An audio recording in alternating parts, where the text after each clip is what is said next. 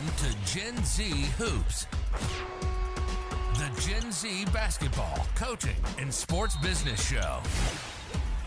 On this podcast, you'll learn from professional players, coaches, and executives from all over the world and see the court in a brand new way. And now, joining you courtside, your Gen Z host, John Hartofilis. Coach Elliot, what's going on? I'm doing good. Thank you. Appreciate you getting in touch. Really excited to have you on. Obviously, I first kind of knew of you when I went to Yeshiva to watch my good friend Ryan Kennedy, a big supporter of the show, play against you guys. It must have been 2 years ago now, or maybe it was 3 years ago with COVID and everything. I'm mixing the dates up, but seeing what the great atmosphere you guys have there at Yeshiva, the way your team plays, the way your team's coach, I was always like, wow, this is something really interesting. And then when I saw you on LinkedIn, I was like, okay, I have to reach out to him. And this guy is really, really cool. And you're doing some really cool stuff. So thank you so much for coming on. And really just to get started, I want to ask you where this basketball journey maybe started. I mean, when you're playing career, when you were a kid, did you maybe realize you were going to coach later on? Like, how did this all come about for you? So my father and grandfather actually both were high school basketball coaches. So I got involved in the game early on. I was not that good really, kind of growing up, and early on I did not make my middle school team, 6th, 7th, and 8th grade, went home and cried every year after tryouts, did not, I got cut. High school, I started being able to play. I got a little bit better, had a little bit of a growth spurt. I had a pretty good senior year in my high school, which ended up putting me at Yeshiva for college, where I was able to play for the 3 years that I was there. And I got into coaching kind of a little bit after that, but more so on the training side, actually, like Ryan's doing now a little bit. I had a little 5-day basketball camp that I was running with my brother, which ultimately led to a varsity coaching position at one of the local high schools on Long Island. A few years later, and another school in between, and some international competition through Maccabees USA, and I ended up at the Yeshiva job. It's always cool. Definitely there's so much to unpack there. I mean, and one thing I really want to hone in on is that you were a high school coach, maybe, right, first starting off. And a lot of times high school coaches don't get the love they deserve, right? And there's some great coaches at the high school level. I mean, what was it like for you when you picking up a lot of skills, right, at that grassroots level? I loved coaching high school. It's something that I think if changed for me at some point, with Yeshiva or in general, I would go right back to it. I loved it. I loved teaching. I loved being around the guys. It was a fun experience. Yeah, I mean, it was definitely a learning experience. I remember my first year going in, and I kind of had, I really did not have much of an idea what I was doing. I spent a lot of time watching coaching videos, talking to coaching, to friends in the industry who were either, other high school coaches or some college coaches that I knew, and just trying to, pick people's brains and figure out how to kind of run a program and teach at that level, whether it was, defensively, offensively, all those things. And I think each year I kind of was able to pick up another piece of the puzzle. I feel like it's something I'm still trying to do. You try to learn and get better every year, just like our players do. Coaches try to do the same thing. But I think thankfully by the time I finished coaching at the high school level, I think I was there probably around 10 years where I was coaching high school ball. I had picked up enough pieces of the puzzle where I could kind of, start to make the jump. But even then, that, first couple of years, even at Yeshiva, the first couple of years, you're so overmatched by college coaches who have been doing it for a long time. They understand the video and the scouting game a lot better than I did at the time, and what it takes to kind of win at that level. And so you kind of start that process over of putting together those pieces each year and trying to gain experience and get better and all those things. It's incredible, right? And seeing how you could maybe take those skills from anything. But also interesting enough, you were also coaching the Team USA U18 team over in Israel. So I mean, I found that super interesting how you're doing that while coaching in high school. Like, how did that even come about for you? So the Israel games actually, I believe, worked out that it was in between two of the high school positions that I had, and it was a year that I had taken off from coaching. So I ended up being able to do that without an issue. Before that, I'd actually gone to Australia and done the same thing with the US 18 under team for the Maccabiah games there, and that was actually, I think it was over a winter vacation or a summer. I don't remember what it was, but somehow it did not affect the season. So I was able to go and do it. But that was also a great experience. That was one of the places where I really learned a lot about, coaching higher level players. Honestly, that trip to Israel was awesome, obviously in its own right. But even from the coaching perspective, I was working with a coach from Philadelphia, a guy named Jamie Chadwin, who I learned a ton from, specifically about coaching defense. So, you come home with relationships, you come home with good ideas, and you come home with kind of a concept on how to relay those ideas to your players. And I definitely became a better coach over that trip. It's incredible. I'm thinking about that international experience and obviously taking that and bringing it back with you. Fast forward a few years to once you got the job at Yeshiva, coming back to your alma mater. How did that all play out for you? And how honored were you to come back to Yeshiva and kind of pick up where you left off as a player? Yeah, that was an awesome thing. It was definitely not something that I was expecting. I was kind of really set, and at the high school I was at, and I thought I was going to be there a long time. And then, when the job opened up, I actually didn't even apply for it initially. I had a few alumni reached out and convinced me to put my name in. The process was a long process, and I definitely did not have the experience I think that a lot of the people on the search committee were looking for, being that I had not coached at the college level at all. And somehow I was able to get in a room with them and put out a nice color printed, kind of a booklet on what my philosophies were and what I wanted to do at that level. And I guess I sold myself pretty well, and it worked out, and it was definitely exciting to be able to go back to that gym, be in that in that facility, and somewhere where I obviously played, went to school, and a place that I have a lot of good feelings about. Incredible. And then maybe digging into what, like, the transition into right now, you guys are a powerhouse Division III. I mean, when you guys first got there, I mean, what was the kind of like building the program from the ground up and seeing how maybe some teams didn't take you too seriously at the beginning, and then as the years kind of went on, now it's like, okay, let's use that misconception to our advantage, and boom, now you guys are at the top of the mountain. Yeah, I don't know that we're at the top of the mountain or that I'd call us quite a powerhouse yet, but we're certainly, that's the goal. I think it's the goal for everybody in our conference, and probably everybody in the country in terms of Division III, is to become a powerhouse. I think we're certainly taking good steps, and we've had obviously some really good players over the last few years that have put us in a really good position to succeed. We've had a couple of seasons where obviously we thought we could have a lot of success that were cut short by other circumstances around us. Obviously with COVID and everything in the pandemic going on. So I don't know that I could say we've gotten to the top, and maybe the circumstances are a little bit what limited us, but we'll never know. There's 16 other teams or 15 other teams, I should say, that 2 years ago could make the same claims that we could to that season and how it would have ended, and all rightfully so. And then obviously last year with no postseason, we certainly had a good year, but a short one, and felt pretty good. But we feel pretty good about how we'll look going into this year as well, and hopefully we'll have that chance to continue to kind of climb that mountain, like you're saying, and become a powerhouse. Yeah, it started off. I think a lot of the pieces were there already when I got there. I think it was a function of obviously a little bit of recruiting and bringing in a couple of guys that I think changed the culture and kind of the way people were thinking around there, and I think that was the biggest step. Once that happened, and we started to obviously put wins out on in the win column, and start to limit the losses and play better ball, and once we started to run stuff that was a little bit more unique to what we wanted to do in terms of motion offense and the way we guard, and I think that kind of catapulted us a lot in terms of our the national attention we were getting, and then obviously the success over the last couple of years with some of the players we've had have put us up towards the top of the country for now. And we're definitely going to dive into all of that, but you mentioned the motion offense you guys are running, and I've noticed, right, you've talked about it before, about how much of an emphasis you guys place on post touches, ball reversals, really moving the ball, and all 16 of your guys are super unselfish. I mean, how does that maybe play such a role in the second longest win streak in Division II history, which I think in some cases could be considered powerhouse material when you're the second greatest win streak of all time? But what goes into all that, into making your team so successful? I think you nailed it. I think the key thing is the selflessness, and we talk about it all the time. We talk about the difference between selfish players, unselfish players, and then selfless players. And selfish players, there's obviously no place for. I don't think any program has a place for selfish players, and honestly, there's not a lot of them at the college level. If you're a selfish player, you generally aren't going to be able to play at that level and compete with the team. We don't have any, thankfully. I've really never had selfish players. There are unselfish players. Unselfish players are guys who they'll kind of they'll work their ass off, and they're working their ass off to get a really good shot to help their team. They're not looking to take bad shots. They're working really hard to get a good shot. We try to get our guys to another level, which we call the selfless level. And I know unselfish and selfless are supposed to mean the same thing, but to us, they don't. For us, the selfless level is those same guys working just as hard to get their teammate a shot. Opposed to getting themselves a good shot, they're working to get their teammate a shot. And it's kind of trusting that process and that mentality that it's going to lead to ultimately our best players getting the best possible shots throughout the course of the game. And I think the fact that our guys and from our captains down have bought into that concept and really have lived it, and they speak about it, and when they're interviewed in a post game about their triple double or whatever stats they're putting up, their first comment is generally we don't really care. It could be me tonight, it'll be another guy another night. We're chasing W's. We don't really care about the numbers. We're looking for letters. And I think that mentality fits right in, obviously, with the concepts that we're running in terms of motion, and has allowed us to have that success. Without it, I think we'd be dead.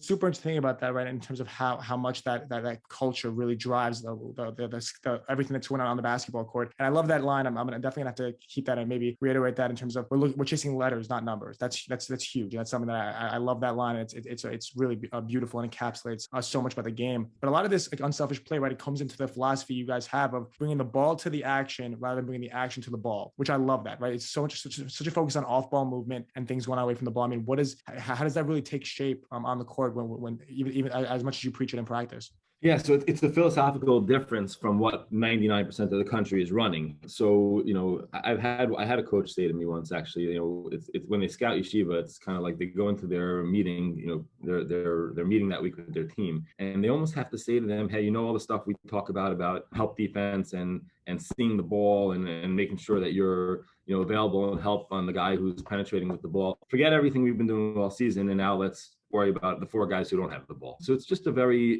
difficult thing to adjust to. And some of the teams in our conference, do a really, really good job at it actually, and have guarded us well over the years. But I think from a conceptual standpoint, it's worked well for what we're trying to do and the way we want to move our guys around the floor.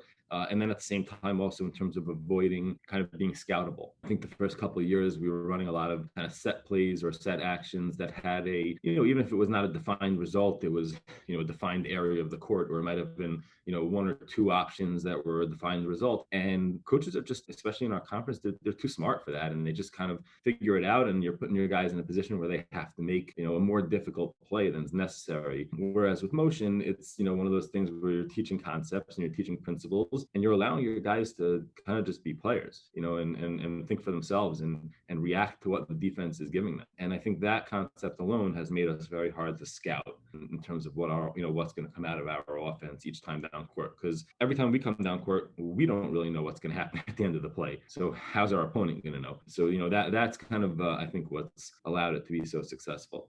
I love that, right? Thinking about how you guys don't even know what's going to happen. It just kind of does. And your opponent has, of course, by that point, has no idea, no matter how much you scout, you really have no idea what's going to happen next. And it all kind of ties into why you sit during games, right? I've heard you talk before about how you have full trust in your team, and you sit there. And some people might say, oh, the image of a coach is standing and screaming their head off. But I'm curious, right? What makes you so confident in your team that you guys have put the practice in to where you have the luxury of sitting during a game? I mean, we work really hard on preparing for practices. We work really hard in practice. I like to look at it.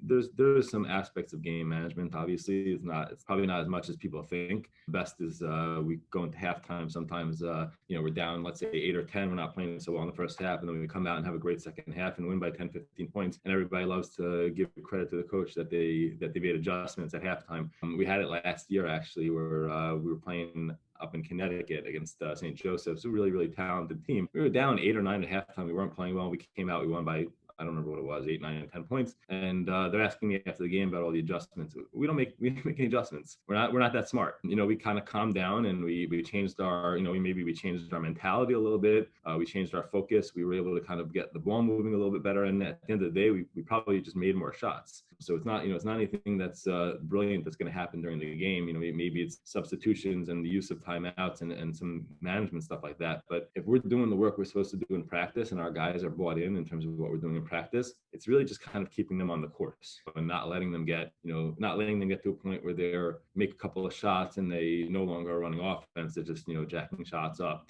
when they get down court. It's really just kind of that kind of, pulling the reins a little bit, but there's not much in-game stuff, and it allows you as a coach. And I've always had that mentality in general. I'm just in general kind of even if my heart's beating hard inside, I always like to give off a kind of a poised and a calm persona, because I want my players to play that way. And, it gives me I get, the way I look at it is I have the best seat in the house. I get to sit right there. The only thing that blocks me every so often is if the referee's positioned in front of me, and then I got to get up to watch the game. But, other than that, I should be able to sit. And if we did our job in practice, then our guys, especially when you look at the court and you see some of the guys that we have out there right now in terms of talent, it's a comforting feeling. And that whole idea of mentality, right, and having that calm persona, never too high, never too low. It's so important in the game of basketball and life in general. But right, thinking about how you guys are maybe defending, right, the second greatest win streak in D3 history, there's a lot of pressure that comes along with that. How do you keep the team, and of course, maybe even yourself, calm, cool, and collected while maybe dealing with that outside noise? Yeah, I don't think it really affects our guys so much. It's interesting. We really never talked about it that much last year. in terms of the win streak, and even the year before when we were kind of going towards the Sweet 16, at that point, and had won a lot of games in a row. It was never something that was really discussed. I think the year before we had won, I don't remember what it was. I think it was 17 in a row, something like that. And then I think Ryan and his guys at Farmingdale beat us at home, I think before the end of the season, to end that streak. I think after that, it kind of changed the mentality our guys had, where they stopped kind of counting wins as they happened, and they were just kind of looking at whatever the next game was. And I know it's so cliche that, you only focus on the game ahead, but there's a maturity aspect to that and a discipline aspect to that. And our guys kind of have it. And, if that's something that kind of flows down from here on in and, transfers to each class as they come in, we're going to be in a pretty good place, because we're not worried about, I think it's 36 now that we've won in a row. We're not worried about 37. We're worried about 1. And, it's kind of each time that builds up, because, the goal is not to win a certain amount of games in a row. The goal is to obviously be alive for that last game in the national championship at the end of the year. So, if your goals are right in your head in terms of what you're trying to accomplish, then your approach becomes very, very different. Definitely. I mean, that's so important, right? To think of it that way and to really keep that same composure, no matter whether you're 36 wins in a row or you're at 0 or whatever it is, right? Keeping that same mentality. But thinking maybe about you've been the favorite for such a long time, but a lot of coaches talk about how they'd rather be the underdog. They'd rather come out of nowhere and take teams by surprise. Would you, in that same sense, would you rather be the favorite or the underdog? No, I always would rather be the favorite. I have no interest in being an underdog. I never have. I'm not a big believer in the underdog story. I think being an underdog is something that people like to say after they lost, that we weren't supposed to win. If you win, then you were supposed to win. You're no longer the underdog. So I'd rather be the favorite. I've said it before a few times. Like, give me the best players and put all the pressure on us. I mean, that's what it's about. You want to be in that position. You want to be that number 1 team that everybody is gunning for. That's what the fun of sports is. Otherwise, what are you playing for? I don't want to have a team that's, a 500 level team that's scratching to try to do something special. I'd rather have a team that's 29-1 level team that's trying to do something special, because the chances of accomplishing it are a lot higher. So yeah, I'd always rather be a favorite. I'm not a big believer in the underdog stuff. But in that same sense of an underdog stuff, you do still have to come back from bounce back losses. I mean, you guys did that right after the first game of the year, right? Losing your first game and then going on right to rattle off those 29 straight wins. Can you kind of give us the story, maybe how that loss turned into the win streak, and then right the next day after, you guys come out and start and get right back to where you left off? Yeah, I mean, it's leadership. It's having the right guys in the locker room. Yeah, we went out to California for those 2 games. I think we had a lot of California guys who were playing, obviously, in those games, and they were excited, and I think we got away a little bit from what we do, and we got Occidental, who was a very good team. They're always a very good team. They were very good that year as well. Gave us a little bit of a lesson early on, which was great. We went to the locker room after the game. We sat for a while. We yelled about a couple of things, players and coaches, just kind of getting frustration out. And then we went to breakfast the next morning. No time for any kind of a practice or any kind of a shoot around, or even I don't remember if we had a film session in between. We may have just gone and played Caltech. Like, literally, the game ended at like 11 o'clock Saturday night, and we were playing Caltech, I think, at 1 o'clock in the afternoon on Sunday the next day. And we went out there with honestly just a different mentality, and nothing changed in our X's and O's. Nothing changed in our approach of how we wanted to handle the game. Nothing changed in our schemes defensively, obviously, other than personality, personal stuff in terms of the scout. But the mentality of our guys changed, and I think it was what we were talking about earlier, from this the unselfish to selfless. Our guys kind of went to that level, and once they did that with the talent they had, it was going to be hard to lose games. Certainly a lot of teams out there that could have beaten us. We had a lot of close games, but the way we were playing, we were going to always be in the position at the end of the game where we had a chance. Definitely, right, on that same note of right coming back, bouncing back, right, and then being the favorite that you guys are. I mean, obviously the biggest reason for that, one of the big reasons for that might be the mentality you guys have and how they're able to stay composed. But another reason is that there's so many guys that are super talented, like a Ryan Terrell, who many consider to be the best player in Division III basketball. I mean, whether it's his versatility, his efficiency, what kind of makes him different, and is what allows the team to move so well behind him. He works harder than anybody I've ever been around. a gym rat, obviously, and he really, every year comes back with, new moves, better footwork, a little bit stronger, better defensively. He comes back better every time he goes, every time he goes to work. He's a selfless kid. Like he doesn't care about his production. He doesn't care about, where the points come from. He is very, very goal oriented in terms of, focusing on just winning games. And I think because of that, he's, put us in that position. Obviously, we have other players that are around him that do a great job as well, and are leaders in their own right. But he certainly has put us in a position where we know we have a guy we can go to who, like you said, is probably the best player on the court every single game. And we also know at the same time he's not going to take bad shots, and he's not going to turn into a black hole or any of those things. And I think that his mentality and his maturity combined with the just super level of talent that he has not just made him an unstoppable player, it's made all of our players better around him.